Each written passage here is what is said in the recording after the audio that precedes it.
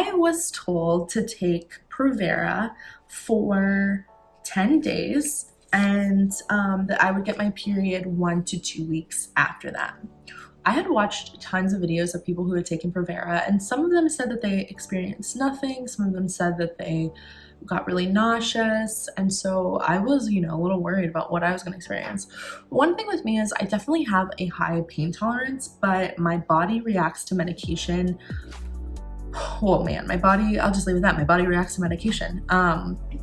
Yeah, so I was a little bit nervous about this, but I ended up taking the Provera for 10 days, and during that time, I felt really nauseous for the most part. That was my only symptom, was nausea. But it wasn't like, I didn't get nauseous to the point where I threw up. It was just like this uneasy, feeling. I don't know, that's the only way I can describe it, is so yeah, so I took the Provera for 10 days and I was obsessing about getting my period because I'm like, okay, day 3, day 4, are you here yet? And I had even looked on Reddit a ton to see when other people got their periods when taking Provera, and for the most part people said that they got it on day 5. So on day 4 I was like, oh, maybe I'll get it today. So I ended up getting my period at the end of day 4, almost day 5. And when I got it, it was super, super light. So I ended up calling my clinic and telling them that I did get a light bleed, and they wanted to go ahead and get me in on day 4 of that cycle. So I got scheduled for day 4, and they were going to do some more blood work, additional tests, and also do another ultrasound to see where everything was at. So the other thing that happened with Provera was that once I got my period, oh my God, I was cramping so bad, worse than any period cramps I'd had in a while. I was in a lot of pain and I was nauseous. Like I said, I have a higher pain tolerance, so I don't know if this would have been excruciating for some people. I definitely was, it was pretty bad for me. I was like, oh, body, stop. And so that was definitely not fun. But because my period was light, it was just kind of interesting that I was like, I'm feeling so crampy, but my period is so light. Am I gonna have a longer period this time? I didn't know what was up. So anyway, so I go in on day 4 and I get some more tests done, and they do another ultrasound. So the second test that they were looking at, they really wanted to look at those same tests from before, the progesterone, HCG, and the estrogen test, but they also wanted to take a look at my TSH, so my thyroid, and my prolactin levels. And they also at this time sent in some blood work to get genetically tested. I ended up doing the SEMA4 test for all 283 things that they can test for. And I also got tested for CMV and what else? And just this standard STD panel. So I did all that day. So they took a ton of blood. And when I had called the day before to confirm something, they were like, yep, so make sure that you eat and drink before this test because, we're going to be taking a lot of blood and we don't want you passing out.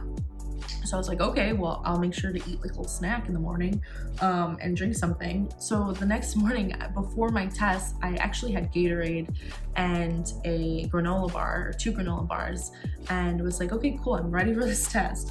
This is important, you'll know why later. So I'm ready for this test. So when I went in, I did the blood work.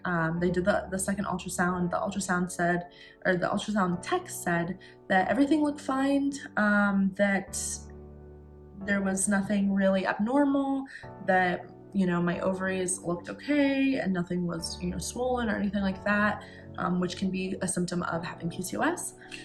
She did say that I had lots of follicles and that I was bursting with eggs.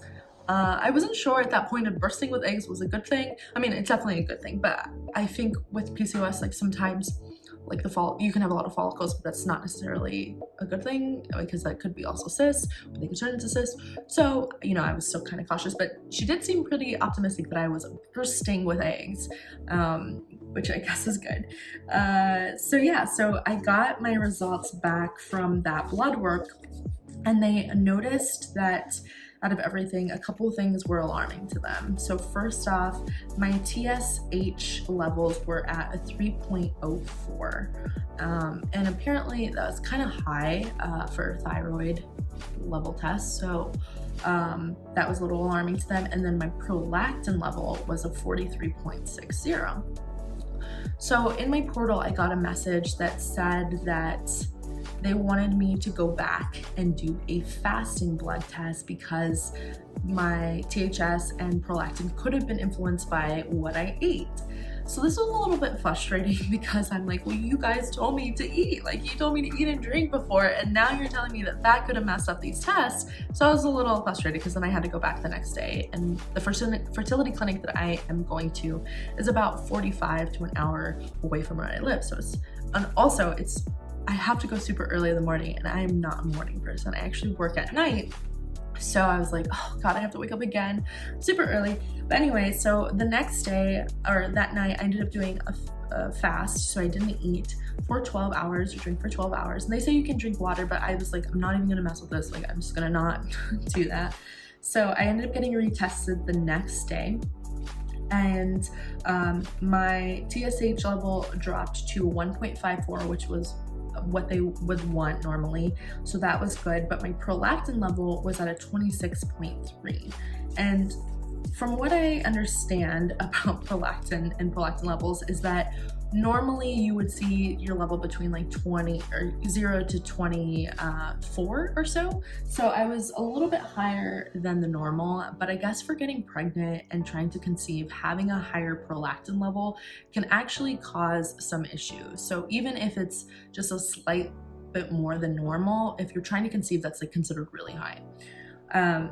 So at that point, my doctor told me that I was going to have to take some medication to get the prolactin levels down. So she prescribed me cabergoline, I think is how you say it. And it's just there's little tiny pills, they're 0.5 milligrams, and I had to take it once a week for 2 weeks. So that's where I'm gonna end this video. Follow along on my next video to hear all about my experience with cabergoline.